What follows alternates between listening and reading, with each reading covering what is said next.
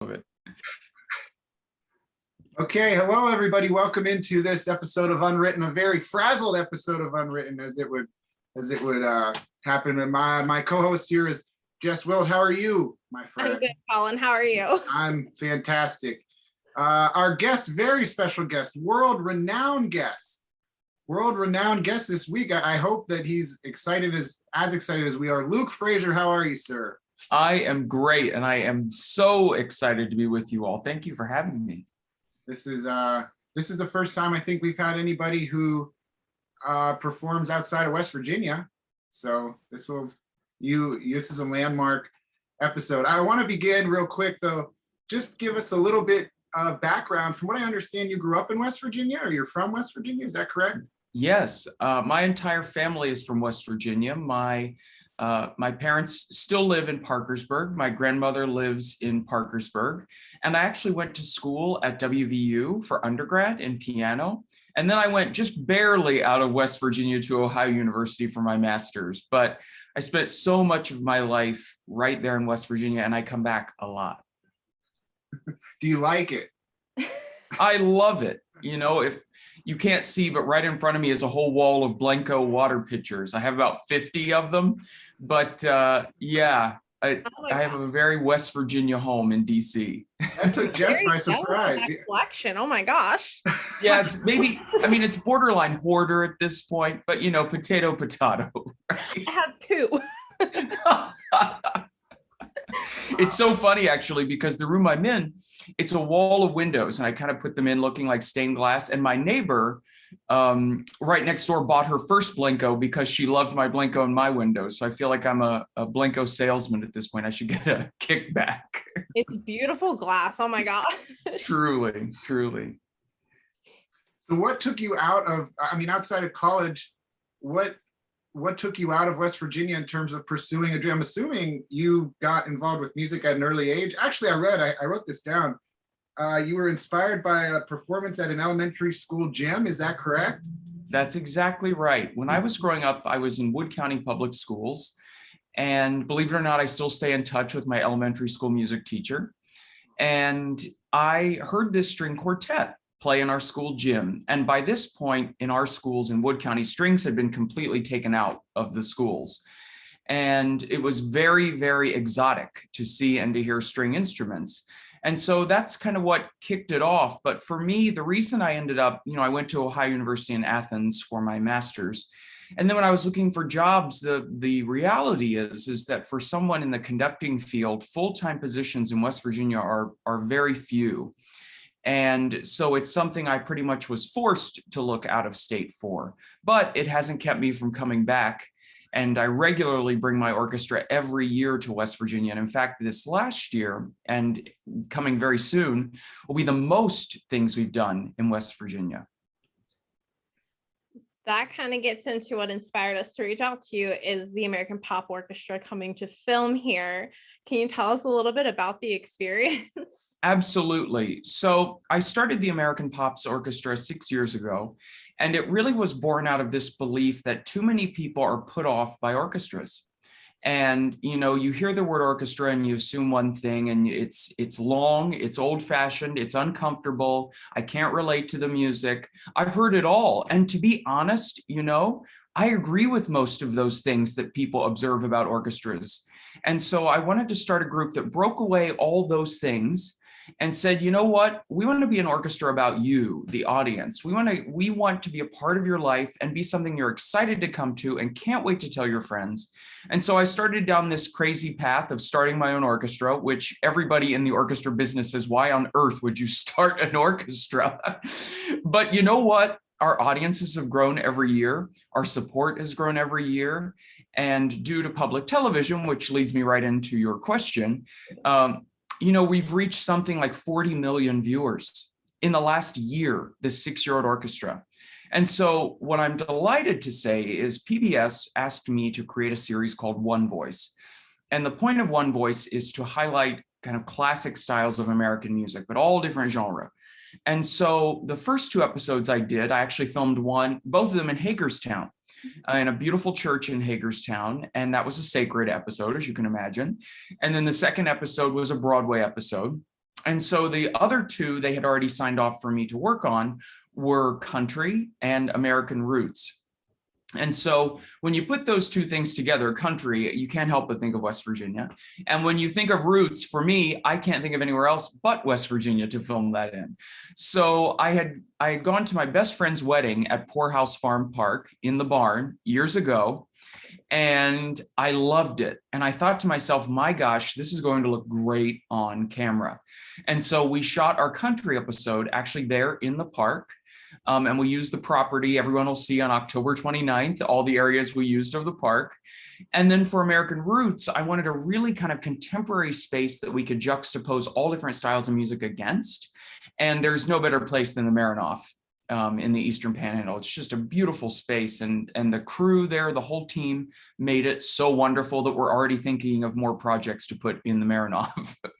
So the more the merrier in West Virginia. I actually wanted to touch on the American Roots one in particular. Shepherd actually just finished the American Heritage Festival, kind of highlighting all the wonderful music that, how did she describe, the tapestry that's became the roots of music here. Yes. How is that to discuss in a place like this? Well, the thing about roots, there's roots music, and then people say American roots, and I'm a person that's really not so hot on labels. And so for me, when I was asked to do a roots episode, I said, you know what, I want to represent such a broad spectrum and not just too limited a lens. And so I actually start off with talking about being from West Virginia. And by the way, both episodes highlight being filmed in West Virginia. I really wanted to point that out. In the first 20 seconds, we let audiences know that we're in West Virginia. But for that episode, we did a real cross section of American music. And the first actual musical performance is something that I think a lot of people are going to enjoy, in that it's a tune that the Irish and Scotch-Irish community know very, very well. I don't want to give it away, but it's particularly beautiful. And but I wanted to be where I'm from. I wanted to feel my roots in a roots episode. I want to go back, however, briefly to the idea that you kind of marry pop music and orchestral music, and Yeah. and that's sort of the impetus of what you started. How does that idea come together? And was this something that you initially met it and it was like, oh wow, I might have bit off more than I could chew because this is hard? Well, I think it's difficult to ascribe traits to entire groups of people, but I think everybody watching this from West Virginia will agree we're some of the hardest, toughest people out there, hardest working people. There's a culture in West Virginia that is stick to what you believe in and work for it. And I firmly believe I learned that growing up in West Virginia. The people around me that formed me, I think that's so much. So of course it was difficult. It was very, very difficult. It's no mystery to most people watching or listening that many, many orchestras in our country have either closed during this past year or are on the verge of bankruptcy, have declared bankruptcy, have had to lay off players. And I am so proud to say that during COVID, we hired more musicians. We never cut the pay, and we never asked a single performer, singer, actor, stage manager, crew to do anything for free. I committed at the beginning of COVID in a time, it's easy to be generous when times are easy, right? But I think what really tests an arts organization is how you treat your team when it's hard. And I learned community in West Virginia. And that's the reason I'm so committed to coming back, is that I grew up in a way in schools, in my church, in college, that was about helping each other.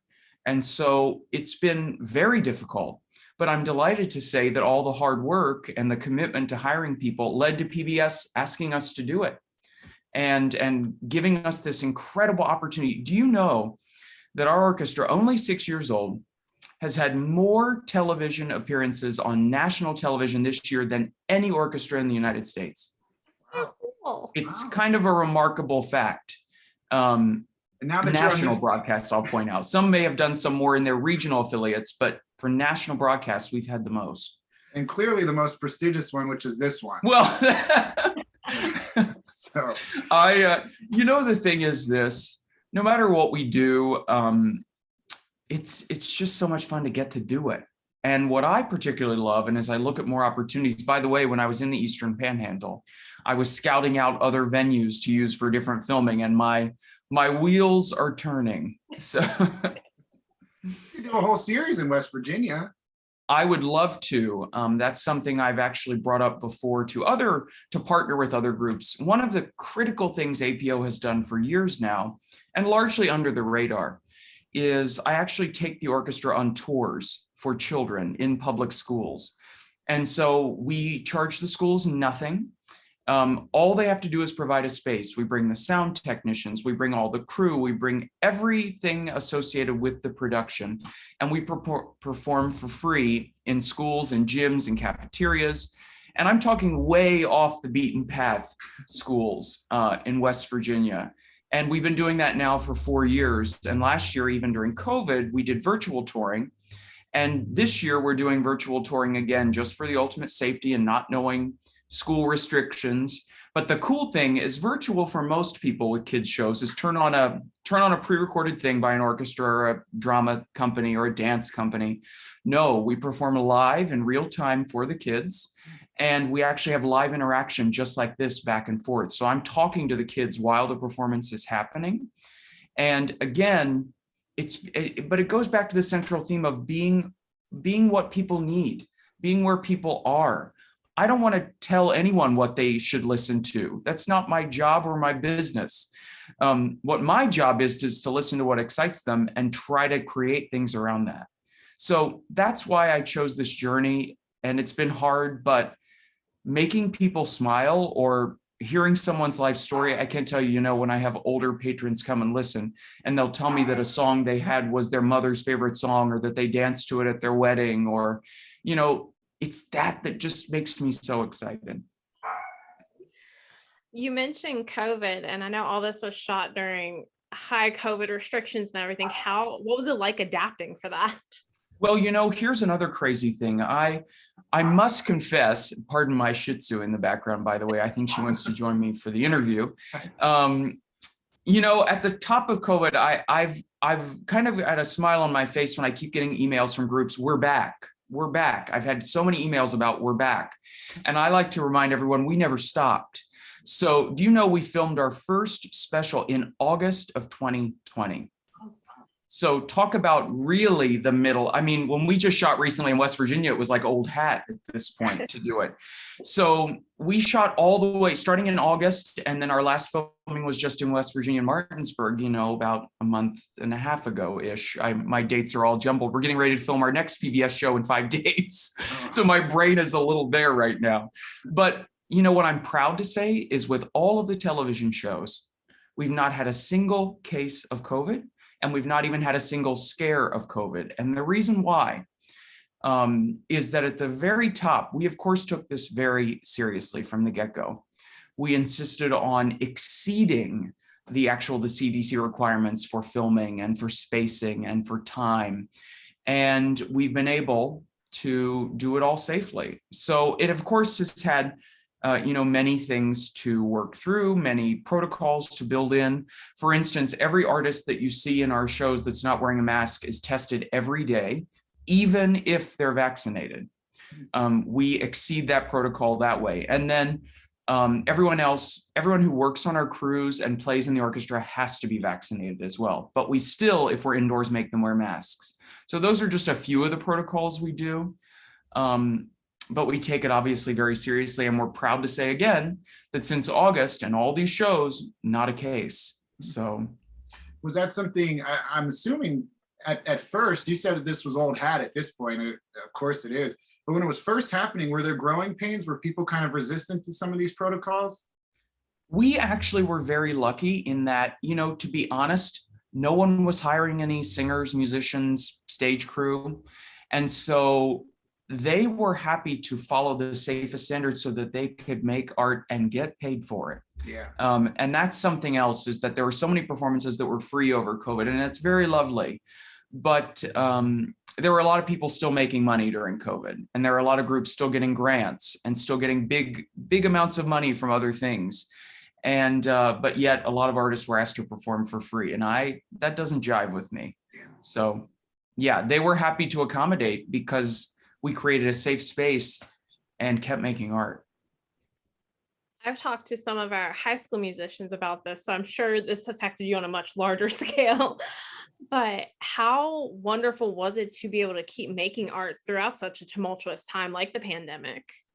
It was incredible. And one of the things that felt so great is that you could see as the guest artists were performing or the musicians of the orchestra, there was a level of energy and intimacy of a sense that was pretty magical, and you can capture it. And we're very lucky that we got to keep doing this. And the other thing that I'm adamant about, I've never kept our protocols or how we do what we do a secret. And I love sharing how we did what we did and how we're going to keep doing what we're doing, because my belief, I want more people to make art. That's my goal. I don't want to be the only orchestra out there performing. I want orchestras everywhere to be doing this.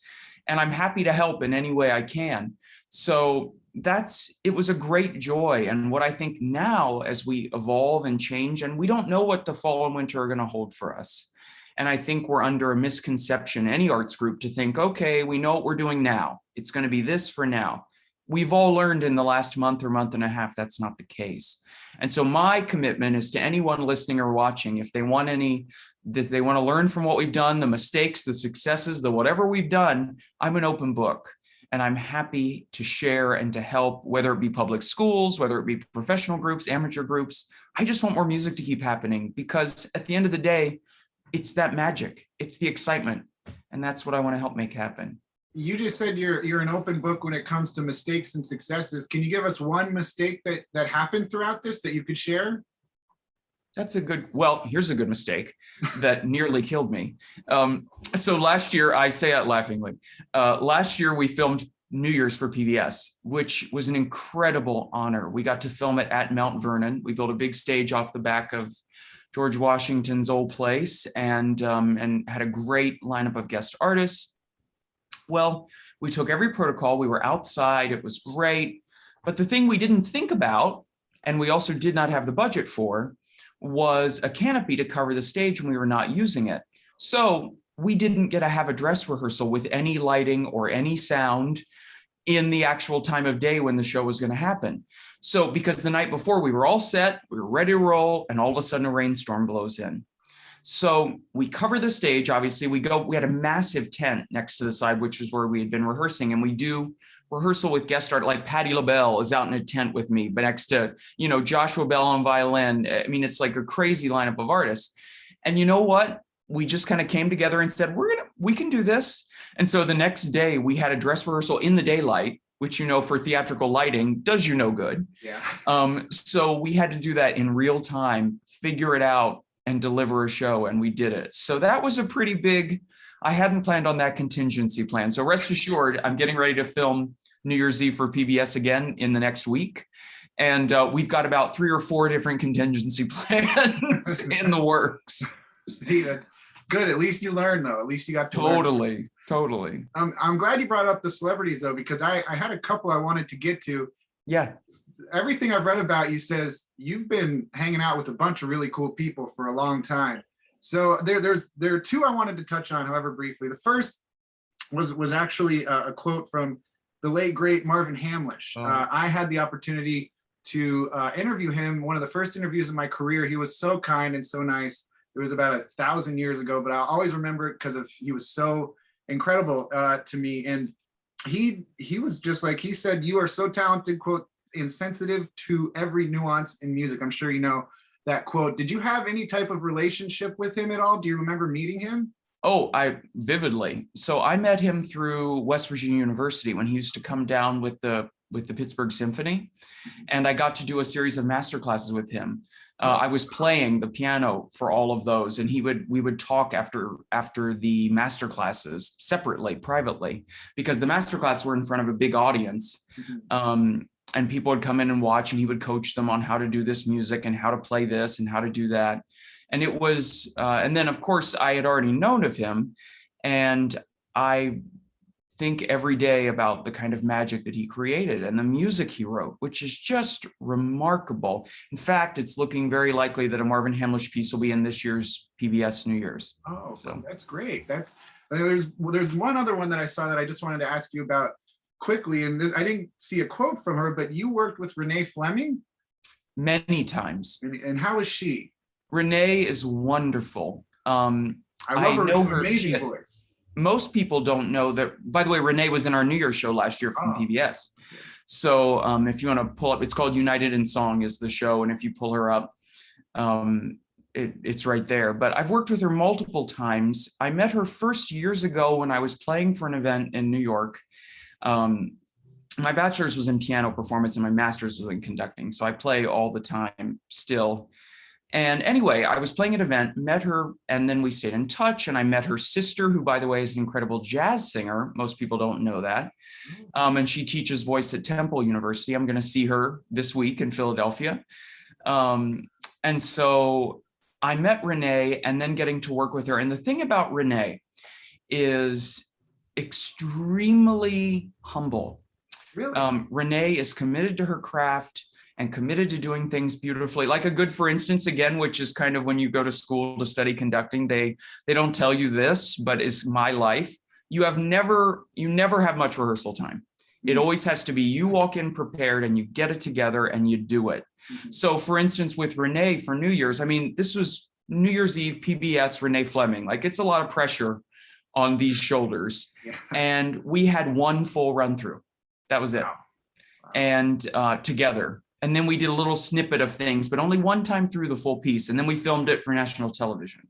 So the point is we had already such a good relationship that I think all of us musicians know you develop that kind of silent bond. And then you're able to create music without having to spend too much time doing this, that, or the other. And most importantly, you have to have that trust. Yeah. So I love Renee. She actually lives about 15 minutes away from me now. She just moved to the DC area. Well, if she wants to be on our next episode, just let us know. I can connect you. Jess, do you have anything before we get to the fun questions? We got fun questions for you. Ooh. I had one more. You know, Parkersburg is a small town, much like Martinsburg. Did you ever imagine, or how proud are you that a boy from a town like that has created his own orchestra and reached a national level that you have?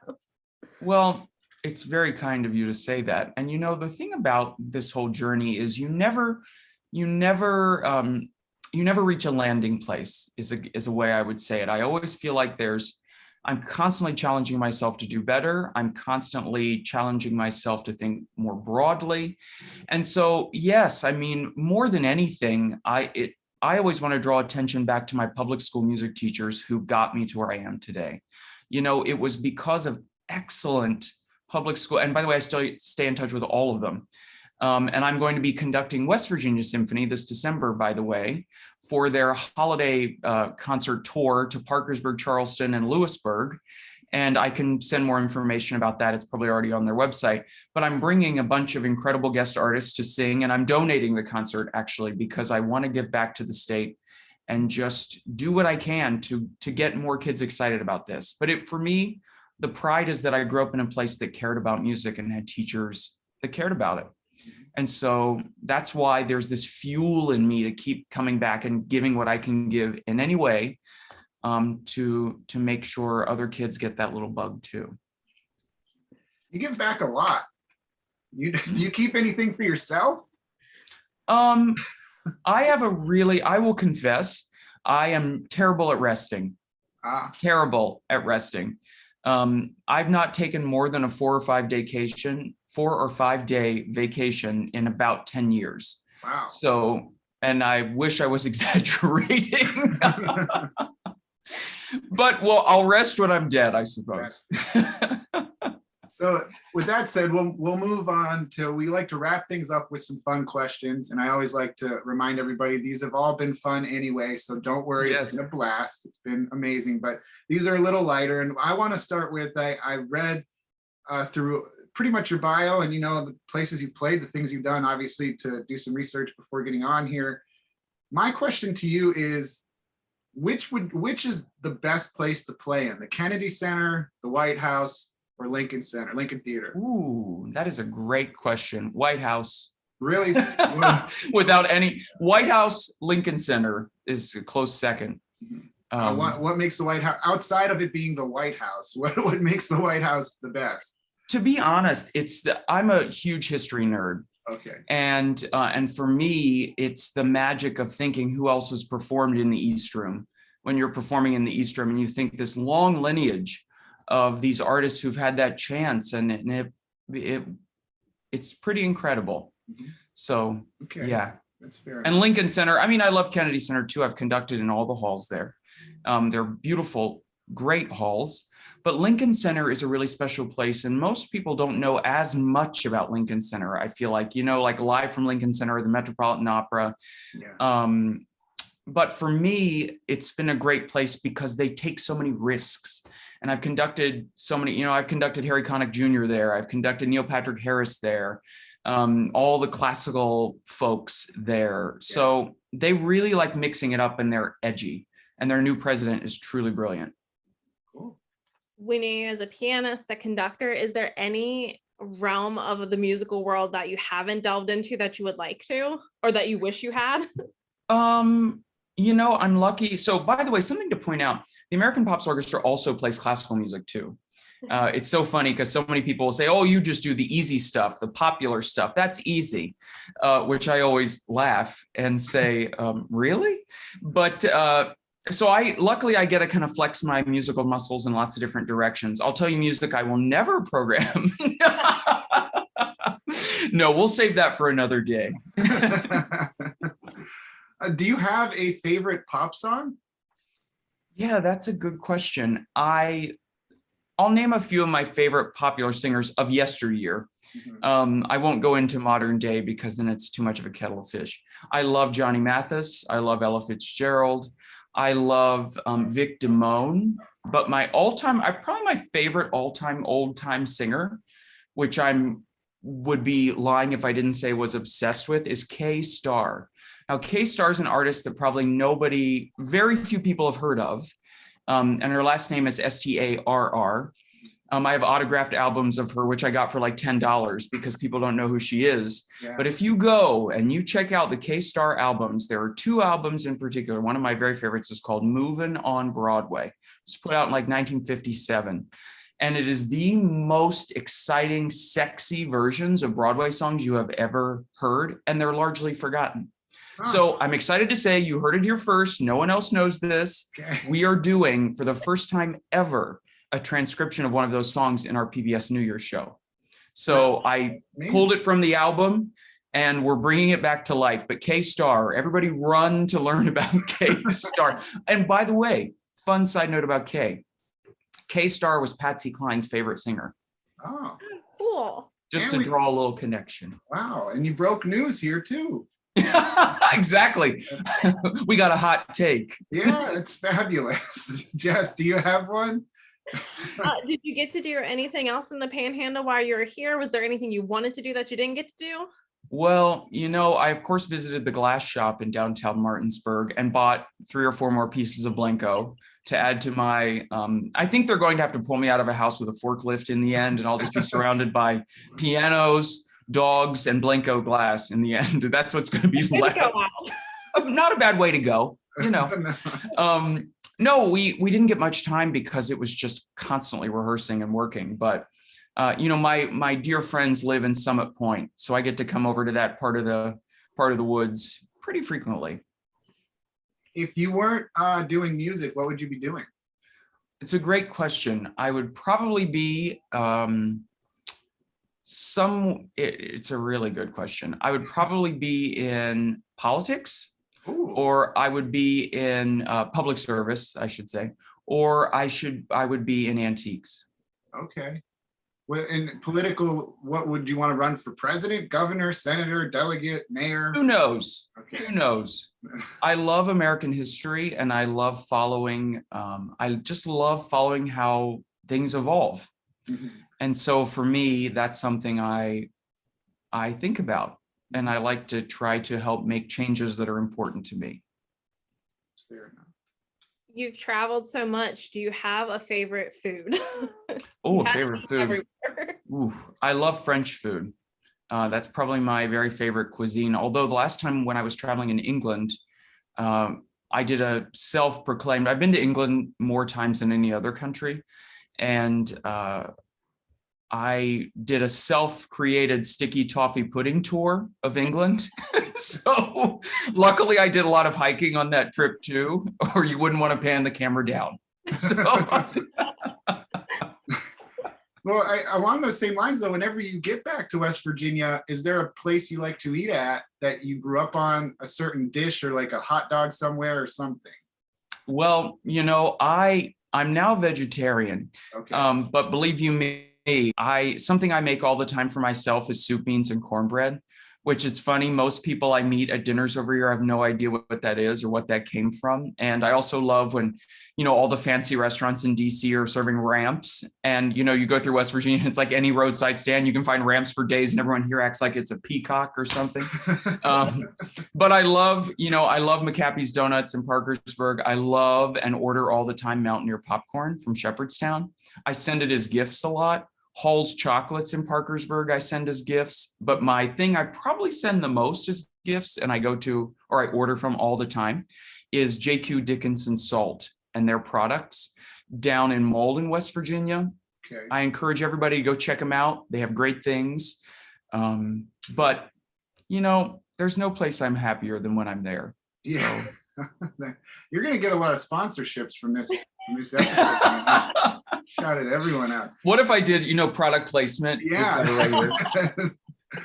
Jess, do you have one more? I'll go one more. It's one Colin usually asks because he's our music guy. But do you have a favorite concert that you've been to as an audience member? That's a really great question. I loved, it was a classical concert. It was all music of Mozart and Haydn, and it was conducted by Louis Langret for the Mostly Mozart Festival at Lincoln Center. And he's the conductor of the Cincinnati Symphony, by the way, in his other life. But I love that series of concerts. I'm lucky because I get to go to New York a lot, and also living in DC, I get to hear concerts all the time. I also love going to Birdland Jazz Club in New York, and anytime I'm there on a Monday night, I'm there. I go and I listen and hear new artists and learn new music.